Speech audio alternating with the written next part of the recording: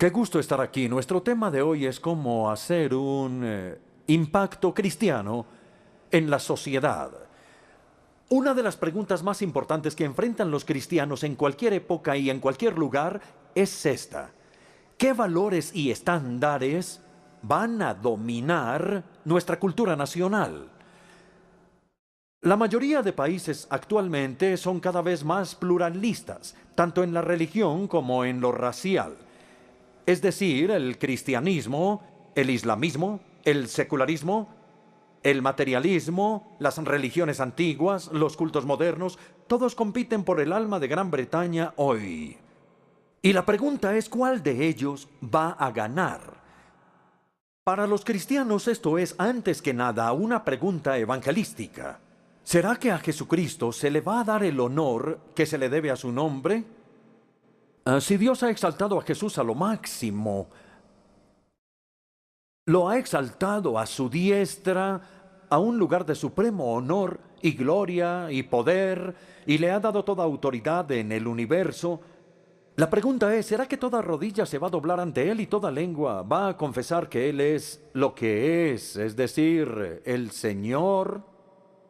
Entonces es una pregunta evangelística, pero también es una pregunta social y también cultural. Los cristianos van a poder influenciar a Gran Bretaña, pero de forma que los valores y los estándares del reino de Dios impregnen toda nuestra cultura nacional. ¿Y qué queremos decir con cultura nacional? Tiene que ver con el consenso sobre asuntos morales, con una perspectiva igualitaria de hombres, mujeres y niños, la defensa del matrimonio y de la familia, el respeto por la santidad de la vida humana, incluyendo la vida de los que no han nacido, de los discapacitados, la tercera edad, la administración de justicia, la conducta en las empresas y las industrias, la educación de la juventud, el reconocimiento de los derechos humanos, especialmente de las minorías étnicas, la preocupación por quienes no tienen casa ni empleo, por las personas atrapadas en el ciclo de la pobreza, la actitud frente a la disidencia, el trato a los delincuentes, la administración del medio ambiente, el uso del poder, y así podría seguir con esta larga lista. Y todo esto tiene que ver con la forma de vida de los ciudadanos. Es lo que queremos decir como cultura nacional. Espero que ustedes estén de acuerdo conmigo en que no cabe duda de que el Señor Jesucristo quiere que sus valores, lo mismo que sus estándares, prevalezcan, porque en la Escritura se nos dice que Él ama la justicia y odia la iniquidad. Él envía a su pueblo al mundo para predicar el Evangelio y hacer muy buenos y nuevos discípulos por un lado, y para endulzar toda la comunidad por otro lado, y hacerla más agradable a Dios y más justa y participativa y más libre. Estas son las mega argumentaciones con las que empezamos nuestra sesión de hoy. Y la pregunta es, ¿cuál es la base bíblica de estas argumentaciones? Pueden ver en su resumen que esta noche vamos a estudiar las implicaciones de las metáforas sobre la sal y la luz que el mismo Jesús eligió. Permítanme leerles Mateo 5, del 13 al 16, o pueden seguir la lectura en sus Biblias.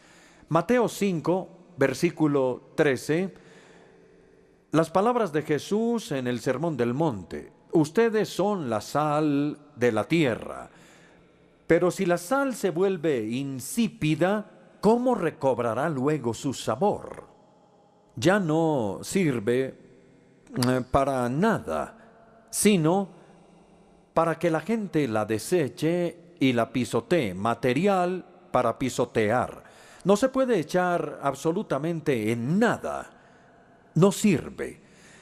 Y luego él continúa, ustedes son la luz del mundo, una ciudad en lo alto de una colina. No puede esconderse ni se enciende una lámpara para cubrirla con un cajón. Por el contrario, se pone en la repisa para que alumbre a todos los que están presentes en la casa y hagan brillar su luz delante de todos. Continuó Jesús para que puedan ellos ver las buenas obras de ustedes y alaben al Padre en el cielo. Bueno, Todos estamos muy familiarizados con la sal y la luz. Supongo que son dos de las necesidades más comunes de todas las casas. Se encuentran prácticamente en cualquier casa de cualquier cultura en todo el mundo. Ciertamente Jesús las utilizó en la Palestina de su día y todo el mundo las usaba en esos días. Seguramente conoció la sal y la luz desde su juventud. Muchas veces seguro vio a su madre María utilizar sal en la cocina y en esos días antes de que existiera la refrigeración, la sal no era utilizada tanto para sazonar, sino más bien por sus efectos de preservación y antisépticos. Así que María le ponía sal al pescado, frotaba la carne con sal y luego lo sumergía en agua salada y encendía las lámparas de aceite cuando oscurecía y no veía nada. Entonces son imágenes o modelos muy familiares. La pregunta es si Jesús eligió a su gusto estos modelos, ¿qué había en su mente al hacerlo? Yo creo que Jesús buscaba indicar el impacto o la influencia que él quería que sus discípulos tuvieran en el mundo. ¿Qué quería decir? ¿Qué podemos deducir legítimamente de la elección que él hizo de estas dos metáforas? Es la pregunta que espero que no solo nos hagamos, sino que respondamos esta noche. Mi respuesta a la pregunta es que con estos modelos de la sal y la luz, Jesús estaba enseñando 4 verdades claras sobre sus seguidores. Ustedes tendrán que decidir si creen que mi exégesis es legítima o no. Espero que en este momento ya tengan buenos principios de interpretación bíblica y que puedan determinar si lo que estoy diciendo es verdad o no. Primera verdad. Estas dos imágenes, la sal y la luz, contrastan dos comunidades o las ponen como antítesis entre sí. Por un lado está el mundo. Ustedes son la luz del mundo que con toda su maldad y tragedia es como una noche oscura. Y por otro lado está el ustedes que son la luz del mundo oscuro. O nuevamente por un lado está el mundo como una carne podrida o un pescado descompuesto, mientras que por el otro lado está el ustedes, quienes tienen que ser la sal de la tierra y prevenir la descomposición social. Nosotros podemos decir en nuestro propio idioma español que las dos comunidades son tan diferentes como el negro del blanco o el agua del aceite, pero Jesús eligió metáforas distintas y dijo que nosotros debemos ser tan diferentes como la sal lo es de la descomposición y como la luz de la oscuridad. Yo creo que ustedes saben, porque todos son buenos estudiantes de la Biblia, que este es un tema fundamental de toda la Biblia, es decir, que Dios ha llamado a un pueblo para sí mismo que debe ser diferente. Este pueblo debe ser su pueblo especial, que debe ser diferente de la cultura predominante que lo rodea. Sean santos, dice Dios a su pueblo, como yo soy santo. Quiero darles algunos ejemplos, primero del Antiguo Testamento. En Levítico, capítulo 18, Dios le dice a su pueblo a través de Moisés: no imitarán ustedes las costumbres de Egipto, donde antes habitaban, ni tampoco habrán de imitar las de Canaán, a donde yo los conduzco. No se conducirán según sus estatutos, sino que pondrán en práctica mis preceptos y observarán mis leyes. Pueden ver que hay un llamado para ser fundamental y radicalmente diferentes del mundo que nos rodea. Ahora pasemos al Nuevo Testamento y al Sermón del Monte. En Mateo capítulo 6 se registra exactamente que Jesús dijo: no sean como ellos. Solo 4 palabras: no sean como ellos. Ellos son paganos, ustedes no los imiten. Ellos son hipócritas, no sean como ellos.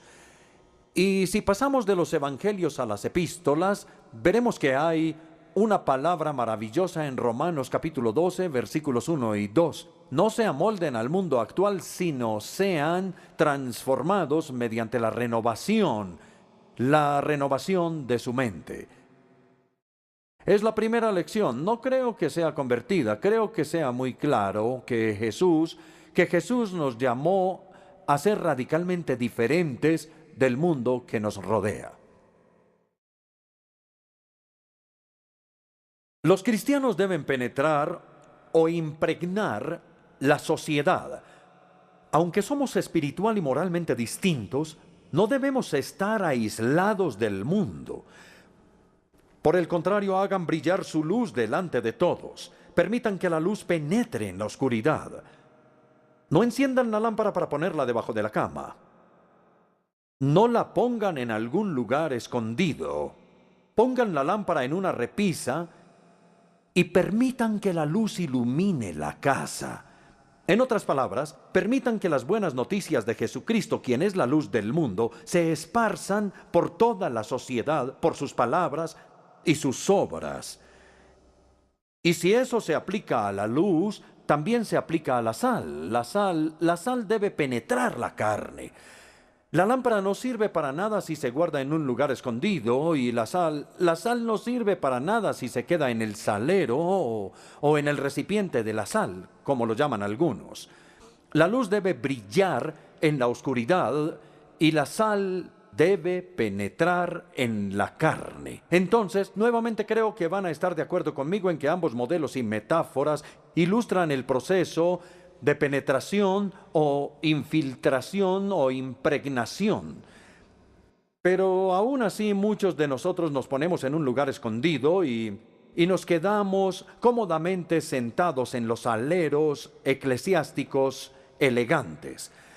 Pero Jesús nos llama a salir y penetrar la sociedad para Él. No sé si hayan escuchado hablar de la Sociedad Fabiana. La Sociedad Fabiana fue fundada en 1884 por personas bien conocidas como George Bernard Shaw, Sidney Ware y otros, y el propósito de la Sociedad Fabiana era hacer a Gran Bretaña socialista.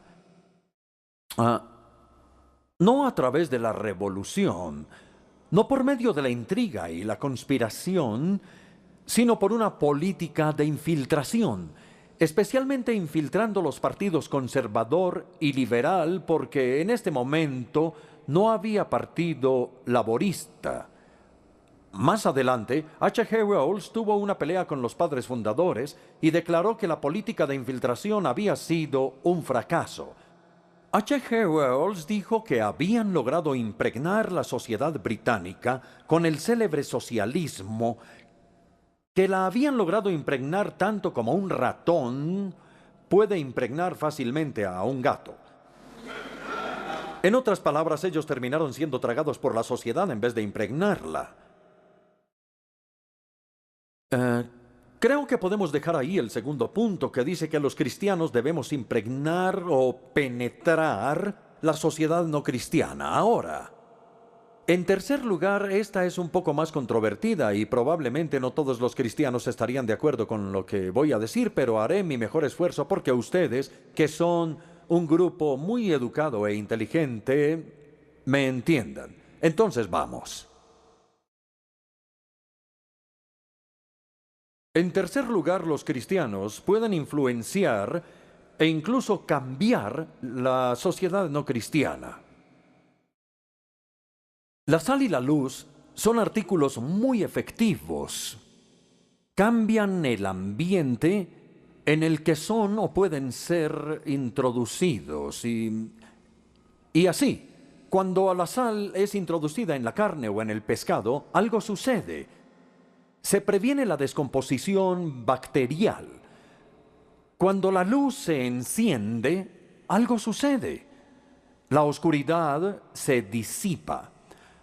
Además, la sal y la luz tienen efectos complementarios. La influencia de la sal es más que todo negativa, previene la descomposición bacterial. Pero la influencia de la luz es más que todo positiva, ilumina la oscuridad.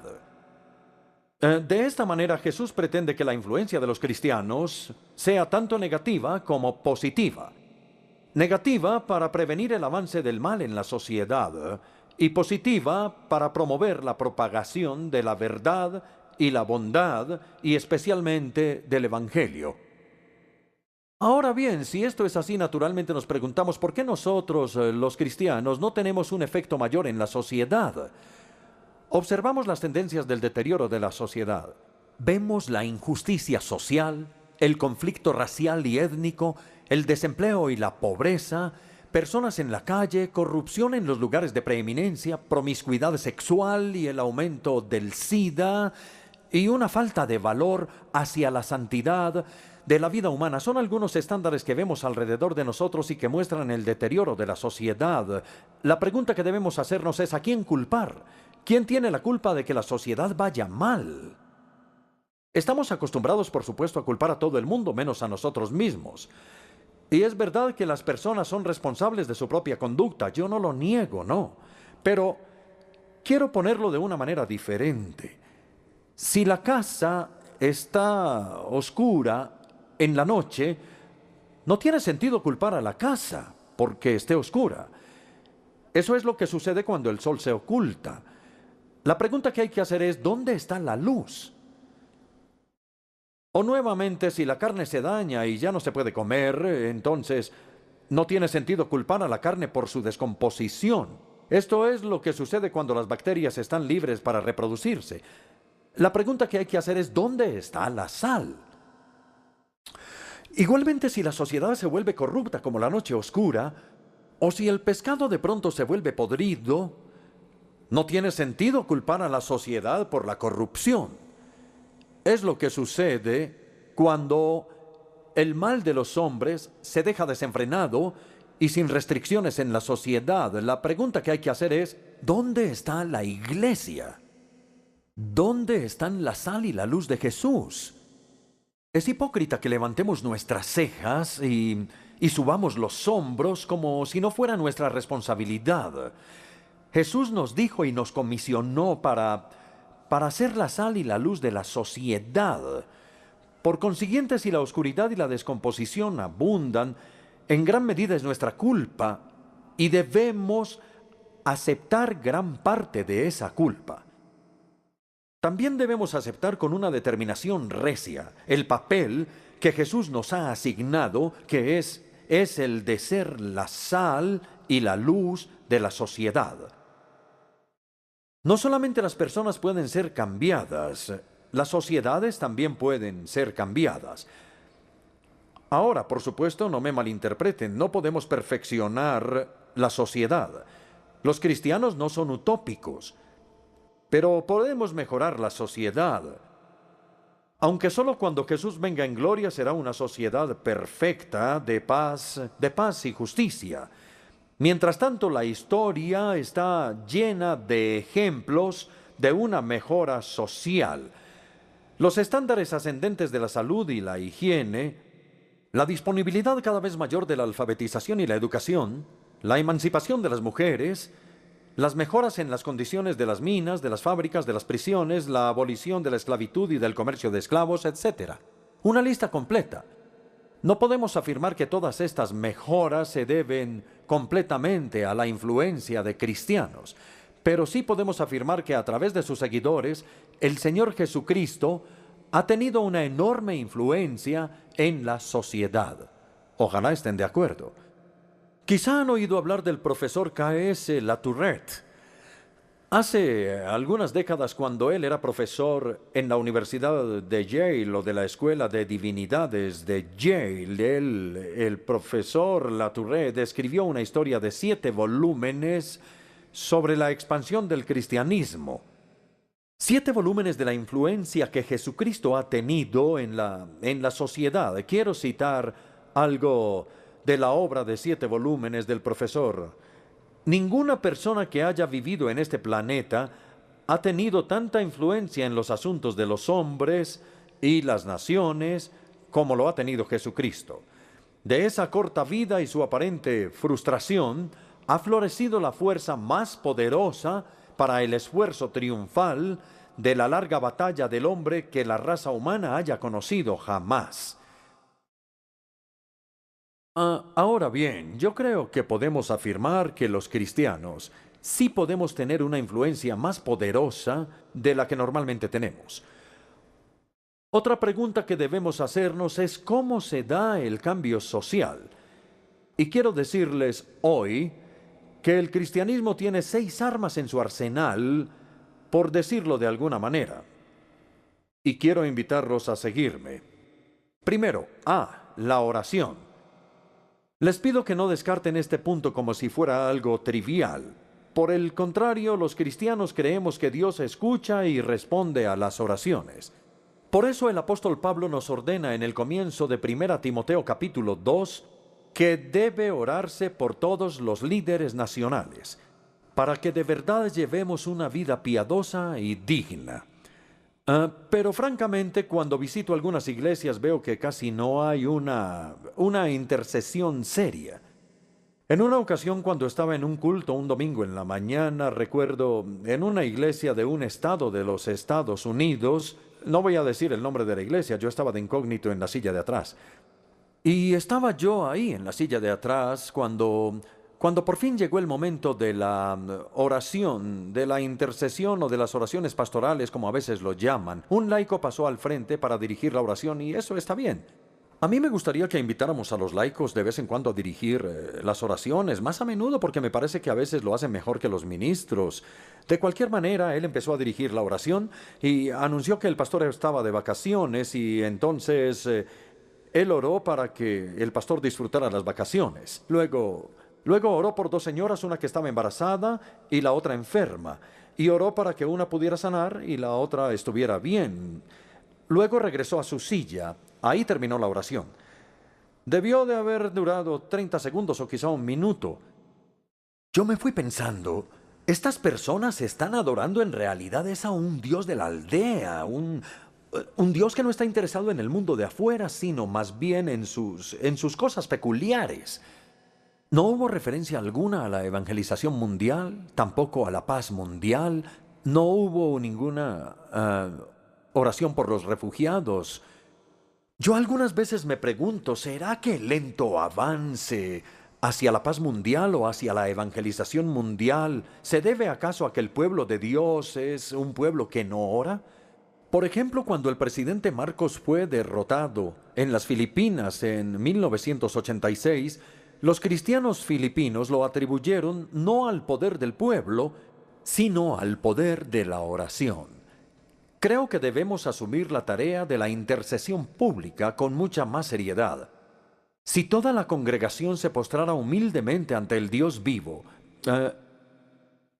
si pasaran unos 5 minutos, 10 minutos, 15 minutos, 20 minutos en una verdadera intercesión, me pregunto qué no podría hacer Dios si fuera liberado para actuar en respuesta a las oraciones que a Él le ofrece su pueblo con respeto. Deduzco entonces que la primera manera para que un cambio social pueda darse es en respuesta a la oración. B. La segunda arma en nuestro arsenal es el evangelismo. El evangelismo tiene un papel indispensable que jugar en relación con el cambio social, porque la responsabilidad social de los cristianos depende de cristianos con una responsabilidad social, y los cristianos con una responsabilidad social son el fruto del evangelismo.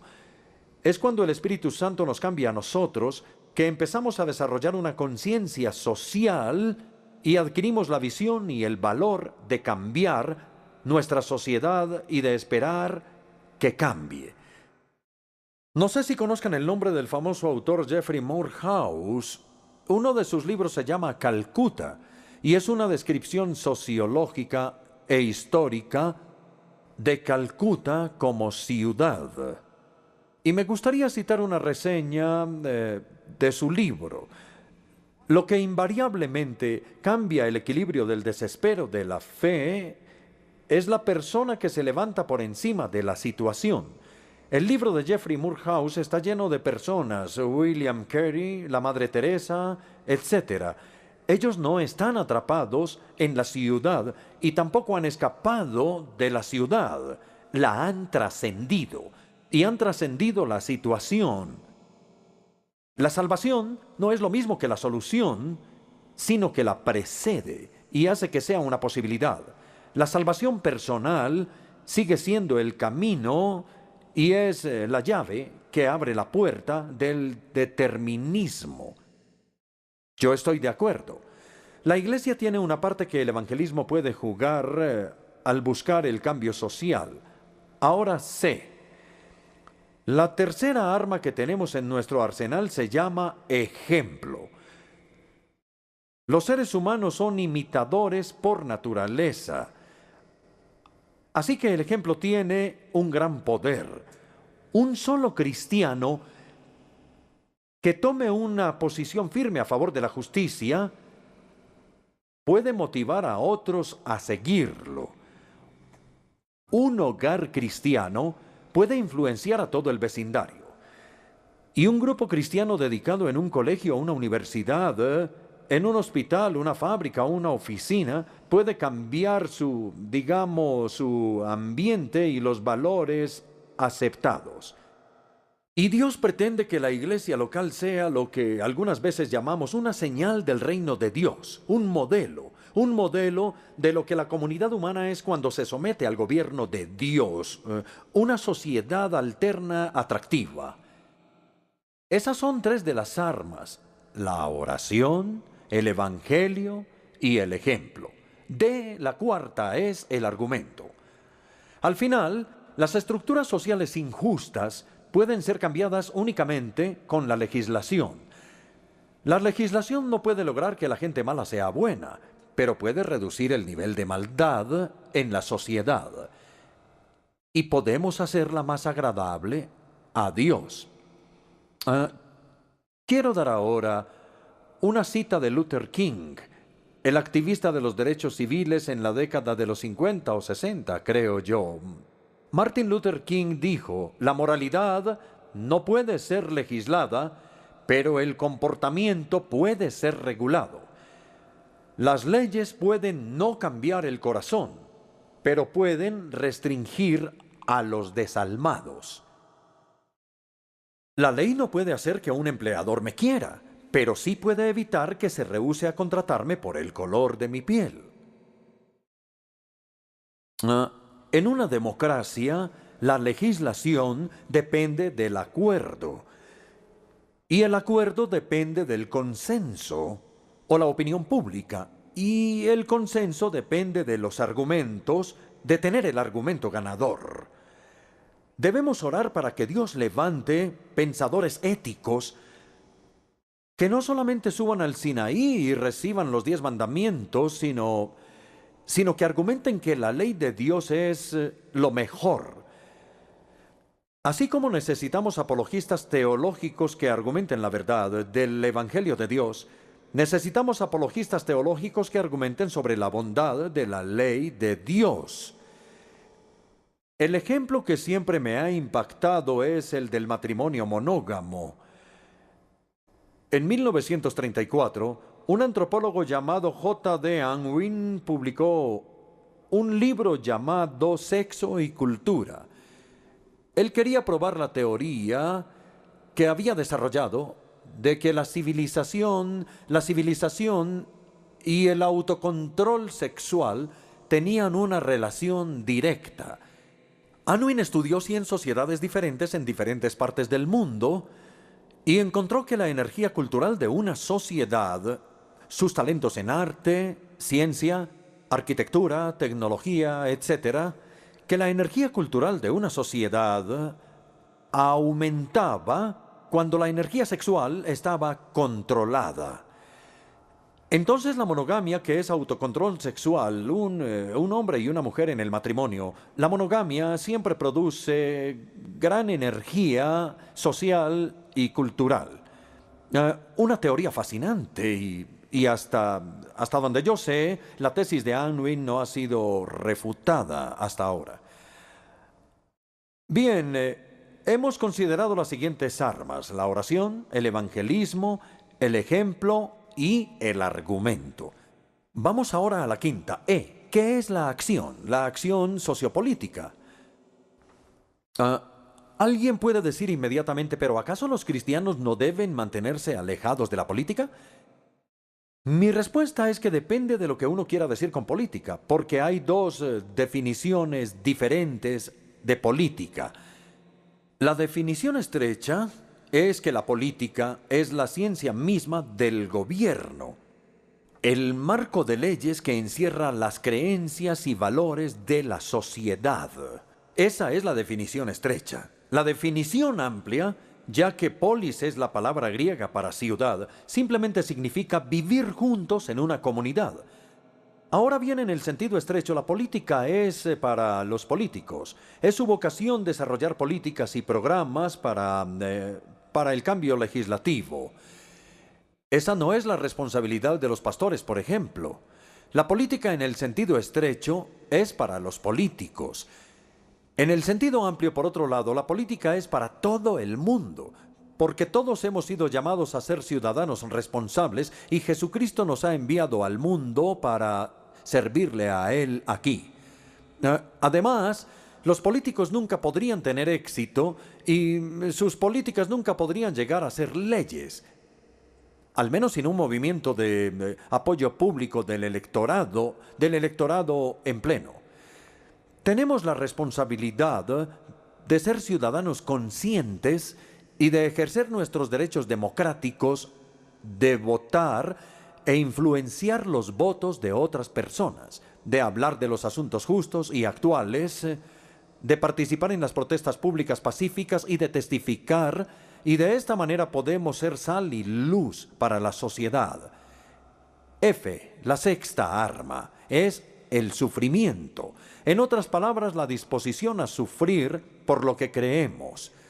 El sufrimiento en realidad es la prueba de nuestra autenticidad como cristianos. Tanto el evangelismo como la acción social son actividades muy costosas porque ni el evangelio de Cristo ni los estándares morales de Cristo son populares. Desafían nuestro egoísmo y nuestra autoindulgencia. Los que defienden la ley de Dios y los que defienden el evangelio de Dios están destinados a sufrir por esto. Por tanto, hemos considerado las 6 armas: oración, evangelismo, ejemplo, argumento, acción y sufrimiento. Cada una de ellas es un arma poderosa y juntas constituyen un arsenal formidable. Así que no subestimemos la influencia que una minoría cristiana puede tener o ejercer. Creo que ustedes en su resumen tienen el nombre de Robert Bellah. Robert Bellah fue un profesor de la Universidad de California en Berkeley.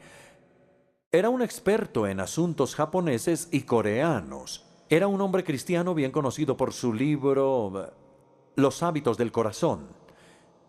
Él se especializó en la religión civil, es decir, en la influencia de la religión, especialmente del cristianismo, en la política.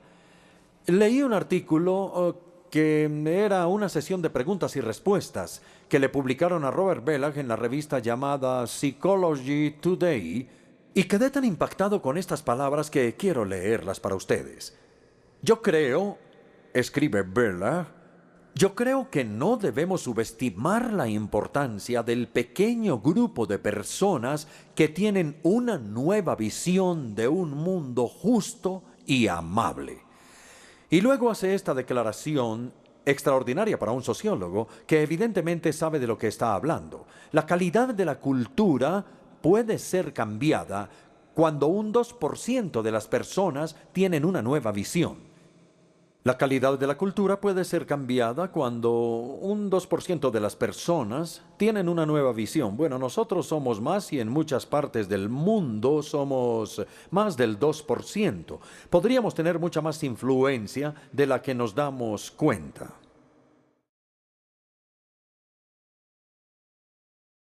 Los cristianos deben retener sus distintivos cristianos.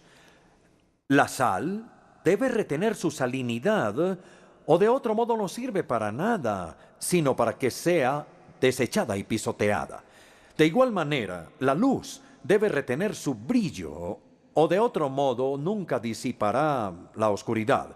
Si nosotros como cristianos queremos influenciar la sociedad, no solo debemos penetrar o impregnar la sociedad, sino que debemos rehusarnos a amoldarnos a ella. Debemos retener nuestras convicciones cristianas, los valores, estándares y estilo de vida del reino de Dios. De otra manera, no tendremos efecto, no haremos ningún impacto en la sociedad. ¿Cuáles son los distintivos cristianos? ¿Qué debemos retener? ¿Cuál es la sal que debe penetrar en la carne y cuál es la luz que debe brillar en la oscuridad? La respuesta está en lo que el resto del Sermón del Monte nos dice claramente. Porque en el Sermón del Monte Jesús describe a los ciudadanos del reino de Dios y a los miembros de su nueva sociedad. Yo elegí 3 distintivos. Cristo nos llama a una justicia mayor. Mateo 5, versículo 20, dice así, palabras de Jesús: porque les digo a ustedes que no van a entrar en el reino de los cielos, a menos que su justicia supere la de los fariseos y de los maestros de la ley, no irán al reino de los cielos. Yo creo que los discípulos de Jesús debieron de haber quedado absolutamente atónitos cuando escucharon estas palabras de los labios de Jesús, porque los escribas y los fariseos eran las personas más justas de la tierra. Nadie afirmaba ser más justo que ellos. Ellos calcularon que la ley tenía 248 mandamientos y 365 prohibiciones, lo que unido da un total de 613 reglas y regulaciones. Y ellos decían, las hemos cumplido todas. No hay una sola que hayamos desobedecido. Pero ahora viene Jesús y dice que a menos que seamos más justos que las personas más justas de la tierra, no entraremos para nada en el reino de Dios. Ellos debieron de haberse preguntado, ¿será que perdió la razón? ¿Qué será lo que quiere decir? Ustedes saben la explicación. La justicia cristiana es mayor que la justicia de los fariseos porque es más profunda. Es una justicia del corazón. Entonces Jesús podía decir, la ley dice no matarás. Pero yo les digo, si alguno se enoja con su hermano en su corazón. Y nuevamente la ley decía, no cometerás adulterio, pero él dice, el que mire a una mujer con lujuria, ya ha cometido adulterio con ella en su corazón. La justicia cristiana es una justicia del corazón, y se necesita un corazón nuevo por medio del nuevo nacimiento. Entonces Cristo nos llama a una justicia mayor. Cristo nos llama a un amor más ancho. Mateo 5:43. Jesús dice, ustedes han oído que se dijo, ama a tu prójimo y odia a tu enemigo. Aquí todo el mundo sabe que escandalosamente se está citando mal el Antiguo Testamento. La ley decía, amarás a tu prójimo como a ti mismo.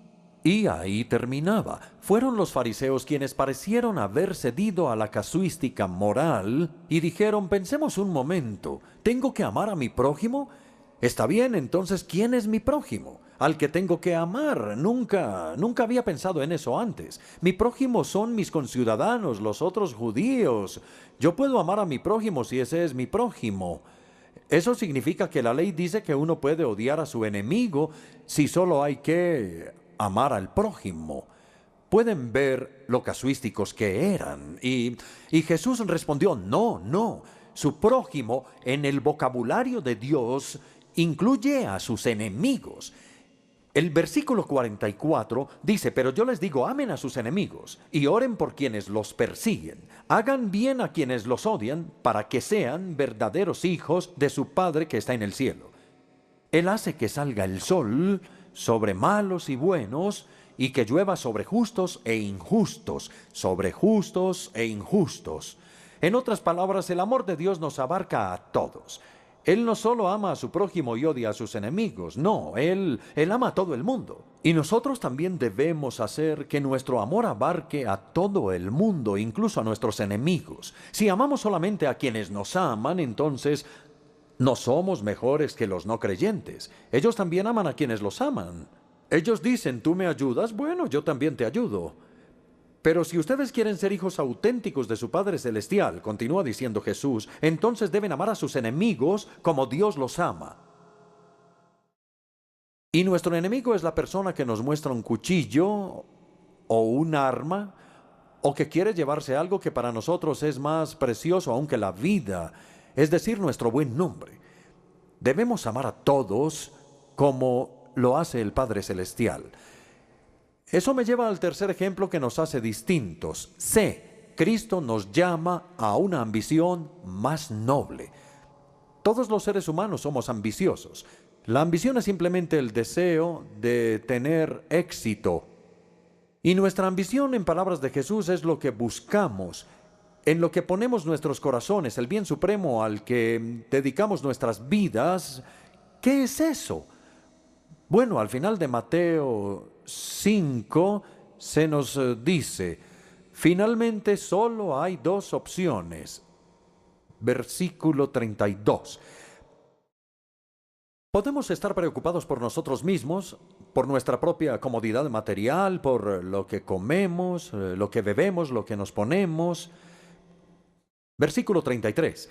Más bien busquen primeramente el reino de Dios y su justicia, y todas esas cosas les serán añadidas. Entonces Jesús dice que preocuparse por nuestro cuerpo, por nosotros mismos y por nuestro cuerpo, por la comida, la bebida y la ropa, es una meta inadecuada y desesperanzada para sus seguidores. En el Padre Nuestro, Jesús estableció las prioridades que debemos tener. Padre Nuestro, es tu nombre el que quiero que sea honrado, es tu reino el que quiero ver establecido, es tu voluntad la que quiero ver hecha, y de paso, no olvides, por favor, que también necesito el pan de cada día y el perdón y que me libres del mal. Pero debemos empezar por un interés por el nombre y el reino y la voluntad de Dios. Hace algunos años recibí por correo una copia gratuita de una nueva revista muy bonita llamada Acento. Y el título completo era Acento en la Buena Vida. Y yo estoy interesado en la buena vida, de modo que abrí la revista con gran interés. Y por dentro encontré publicidad atractiva de champaña, cigarrillos, comida, ropa, antigüedades, tapetes, una descripción de un fin de semana de compras en Roma y artículos sobre cómo tener un computador en la cocina, cómo ganar un crucero de lujo o 100 botellas de whisky escocés. Y lo que me interesó como hombre fue ver cómo 50 millones de mujeres no pueden estar equivocadas sobre sus elecciones de cosméticos. Y en los meses siguientes se prometían artículos atractivos sobre vacaciones en el Caribe, cómo quedarse en cama, ropa interior de moda y las delicias de la carne de venado y de las bayas blancas. Todo acerca del cuerpo, cómo alimentarlo, cómo refrescarlo, cómo lubricarlo, cómo mantenerlo dulce con un olor dulce, todo acerca del cuerpo. Lo que uno quiere comer y beber y ponerse. Entonces Jesús dice que es inadecuado. Resumamos. Este es el llamado de Jesucristo a una mayor justicia, una justicia del corazón, a un amor más ancho, el amor a nuestros enemigos, a una ambición más noble, el reino de Dios y la justicia de Dios. Y sólo así nuestra sal retendrá su salinidad, y sólo así nuestra luz retendrá su brillo. Y sólo así seremos la sal y la luz para nuestra sociedad. Llegamos a la conclusión. Quiero decirles que necesitamos, quizá la mayoría de nosotros, yo lo necesito todo el tiempo, necesitamos un doble arrepentimiento. De las cosas en las que hemos cedido. Jesús nos muestra, a manera de antítesis, su camino y el camino del mundo. Un camino angosto que lleva a la vida y el camino ancho que lleva a la destrucción, y nos insta a elegir. Así que volvámonos a la necedad de nuestro corazón y dejemos esas cosas a las que hemos cedido y hagamos a Jesucristo el Señor de cada parte de nuestra vida. Y luego debemos dejar o arrepentirnos de nuestro pesimismo. Si la hipocresía cristiana es horrible, el pesimismo cristiano es más horrible. Los cristianos no tenemos derecho a ser pesimistas. ¿Acaso no creemos en el Dios vivo? La fe y el pesimismo son incompatibles entre sí. Aclaremos que no somos idealistas ingenuos, somos realistas sensatos. Sabemos que el pecado está incrustado en la naturaleza humana y en la sociedad humana. No esperamos construir una sociedad utópica en la tierra, como ya lo hemos dicho, pero también sabemos que el Evangelio tiene un poder transformador y que Cristo nos ha comisionado para ser una sal y una luz en la comunidad. Arrepintámonos de las cosas a las que hemos cedido y de nuestro pesimismo. Ofrezcámonos como agentes de cambio. Su nueva comunidad en medio de la antigua. Su sal para prevenir la descomposición social. Su luz para brillar en la oscuridad y disiparla. Y no nos excusemos desarrollando un complejo de minoría. Quiero terminar con un verso que repetiremos todos en un momento, pero yo lo voy a decir primero, si ustedes me permiten. Yo soy solo uno, pero soy uno.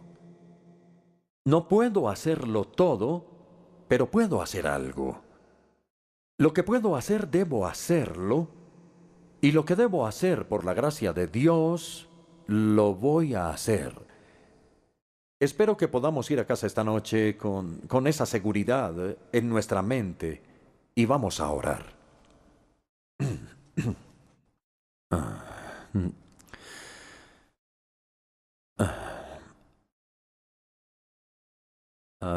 No sé si quieran repetir una frase o parte de la frase después de mí.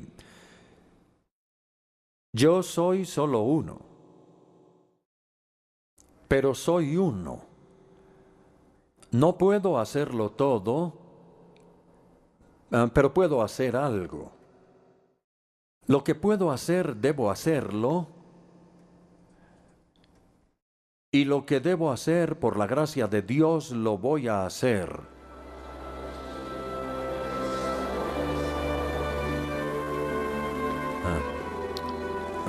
Muchísimas gracias.